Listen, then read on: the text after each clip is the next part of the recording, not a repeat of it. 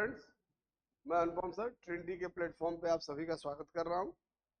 हमने last class पंचायती राज संस्थाओं के बारे में, लोकल सेल्फ गवर्नमेंट के बारे में डिस्कस किया था।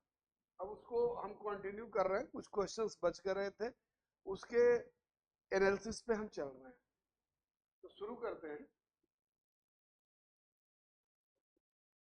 देखो क्वेश्चन है पहला, सॉरी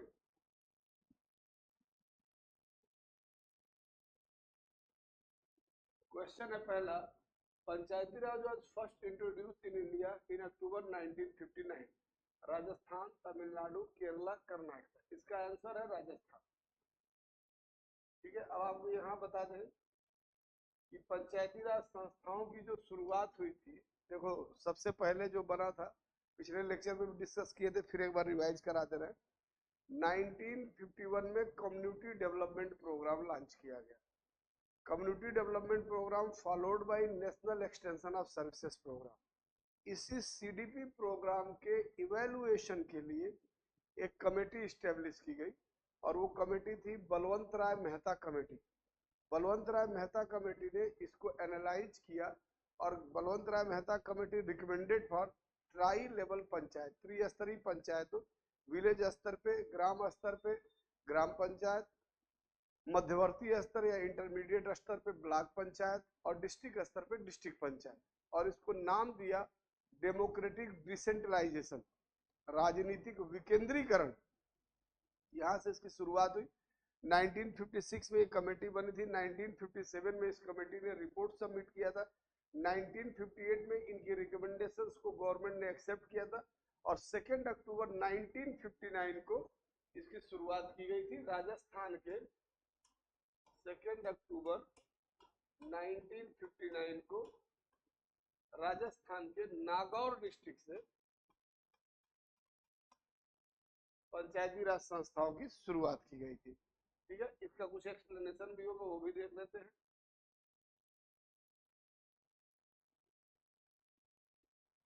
एक्सप्लेनेशन मैंने कर दिया। अब नेक्स्ट क्वेश्चन पे चलते हैं। नेक्स्ट क्वेश्चन है, in the new Panchayati Raj bill enacted इन 1993, 1993 में 24 अप्रैल, ध्यान दीजिएगा, 24 अप्रैल 1993 को 73rd अमेंडमेंट को इनेक्ट किया गया। अमेंडमेंट को इनेक्ट किया गया था, यानी कि इस दिन से ये लागू हुआ। इसलिए 24 अप्रैल को हम पंचायती राज दिवस भी मनाते हैं। अब क्वेश्चन क्या है, 1993 में अधिनियमित नई पंचायती राज विधेयक में पिछले प्रावधानों से हटकर कई नए प्रावधान किए गए। निम्न से कौन सा प्रावधान ऐसा नहीं, मतलब कि नया प्रावधान कौन सा नहीं है, ये पूछ रहा है। In the new Panchayati Raj Bill enacted in 1993, there are several fresh provisions deviating from the past. Which one of the following is not one such provisions? कहने का मतलब 73 का पार्ट कौन सा नहीं?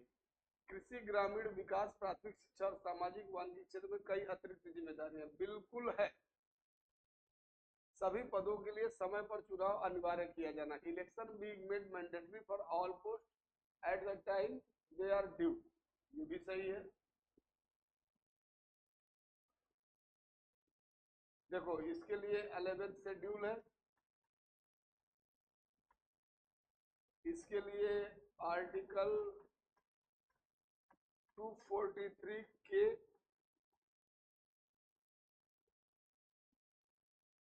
पंचायती राज में महिलाओं के लिए 1/3 वैधानिक प्रतिनिधित्व, आर्टिकल 243 डी।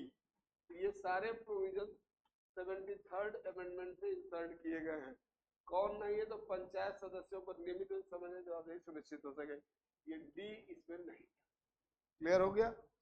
इस तरह एक एक क्वेश्चन की एनालिसिस करिए, एक एक क्वेश्चन को थॉरोली डीपली स्टडी करिए। नेक्स्ट क्वेश्चन है, a college student desires to get elected to the municipal council of the city. एक कॉलेज का छात्र अपने शहर के नगर परिषद के लिए निर्वाचित होना चाहता है।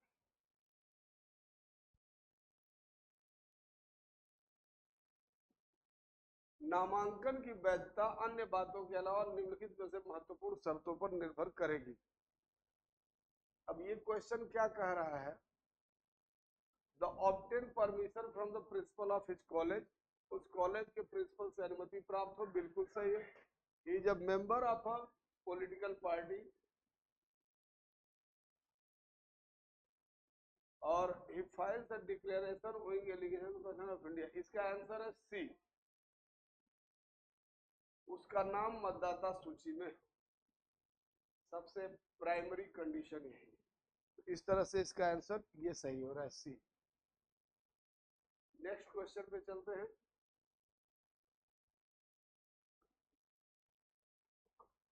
देखो लिखा भी है, name is the voter list is the important condition. मतदाता सूची में नाम होना महत्वपूर्ण शर्त है। The urban local government which works for the development of any metropolitan city with a population of more than 1 million known as the municipal corporation, जहाँ 10 लाख से ज्यादा आबादी हो उसको म्यूनिसिपल कॉर्पोरेशन कहते हैं, नगर निगम कहते हैं।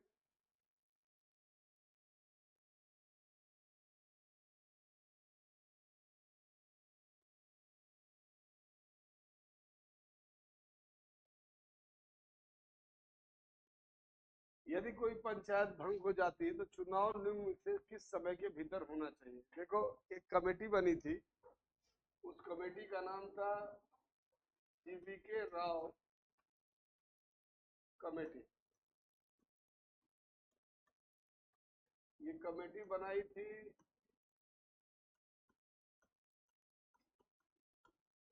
प्लानिंग कमीशन ने। इस कमेटी का टारगेट था, और इस कमेटी ने जो अपना रिकमेंडेशन दिया, इस कमेटी ने जो उस समय गौर किया, वो खास बात ये थी कि 17 स्टेट्स में पंचायतें डिजॉल्व थी या वर्किंग नहीं थी। इन्होंने कहा था कि पंचायती इंस्टीट्यूशन को नाम दिया था ग्रॉस विदाउट रूट्स। ये भी क्वेश्चन पूछता है। और इसी बात से जब 73rd अमेंडमेंट हुआ तो 73rd अमेंडमेंट में ये डिसाइड किया गया कि there is a independent state election commission establish to conduct the election of panchayat, और स्टेट गवर्नमेंट को ये जिम्मेदारी दी गई कि विद इन 6 मंथ पंचायत अगर डिजॉल्व होती है तो 6 महीने के अंदर चुनाव हो जाने चाहिए। अगर ऐसा नहीं हुआ तो there is a constitutional question. Clear हो गया? एक संवैधानिक प्रश्न खड़ा हो जाएगा कि राज्य की मशीनरी जो है, राज्य की जो व्यवस्था है, वो संविधान के प्रावधानों के अनुसार नहीं चल रही है। और अगर ऐसी रिपोर्ट गई तो आपको पता होना चाहिए कौन सा ग्राउंड प्रिपेयर्ड हो जाएगा। ग्राउंड प्रिपेयर्ड हो जाएगा आर्टिकल 356। इस बात को हमेशा ध्यान रखिएगा। क्लियर हो गया? नेक्स्ट क्वेश्चन पे चलते हैं। नेक्स्ट क्वेश्चन है,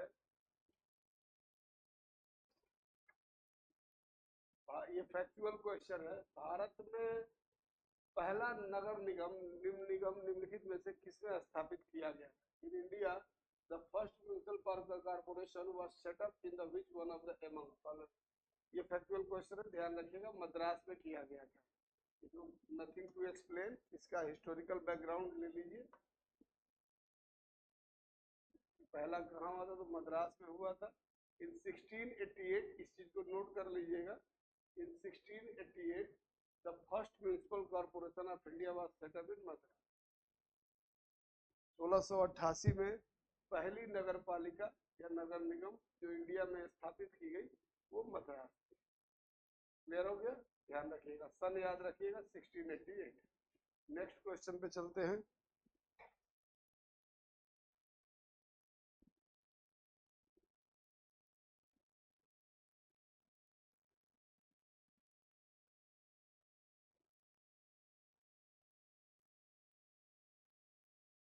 The Constitution 73rd Amendment Act 1992, which aims to promoting the Panchayati Raj institutions in the country, provides for which of the following? Constitution of District Planning Committee, State Election Commission। देखो district planning committee जो है article 243 Z D में दिया गया है, यानी कि insert by 74th amendment act.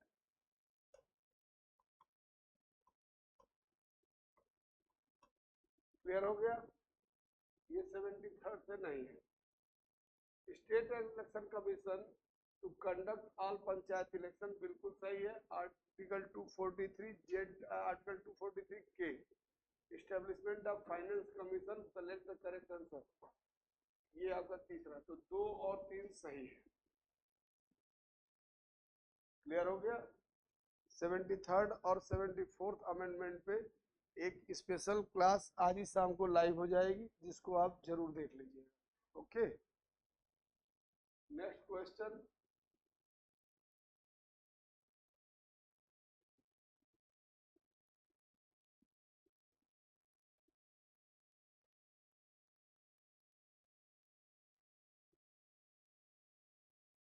Next question है,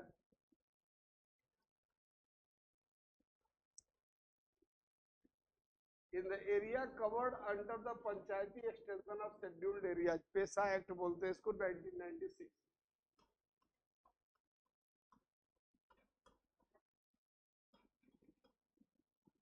इसमें जो 73rd अमेंडमेंट है, इसको शेड्यूल्ड एरियाज में इंप्लीमेंट किया गया था, इनका एक्सटेंशन किया गया था। Gram sabha has the power to prevent alienation of land in the scheduled areas. अनुसूचित भूमि अधिकार ग्राम सभा के पास है, बिल्कुल सही है। क्लियर हो गया? ग्राम sabha has the ownership of minor forest produce, ये भी सही है।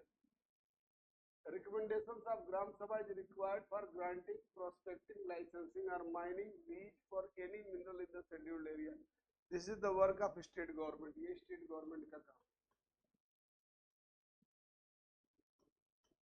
ठीक है? यानी कि आंसर हो गया आपका 1 और 2।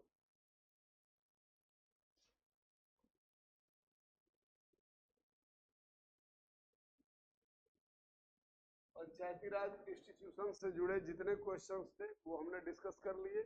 आगे नेक्स्ट वीडियो में आपको 73rd और 74th अमेंडमेंट स्पेशली डिस्कस करके मिलेगा। स्पेशल जितने क्वेश्चंस उससे बन सकते हैं और कौन कौन से आर्टिकल्स इंपॉर्टेंट है, कहाँ कहाँ से उसके क्वेश्चंस आते हैं, इस पे हम फोकस करेंगे। 73rd और 74th को बहुत ही इजी वे में मैं कोशिश करूंगा कि आपके लिए कंप्लीट हो जाए। और हम ट्रिनिटी ने एक कोर्स लॉन्च किया 100 डेज का 2025 यूपीएससी प्रीलिम्स के लिए 5 आवर डेली क्लास का प्रोविजन किया गया, specially focused on the UPSC exam by the experts of Trinity IAS. तो आप सबसे ये निवेदन है कि इसकी क्लासेस जरूर देखिए और इसको ज्वाइन करिए।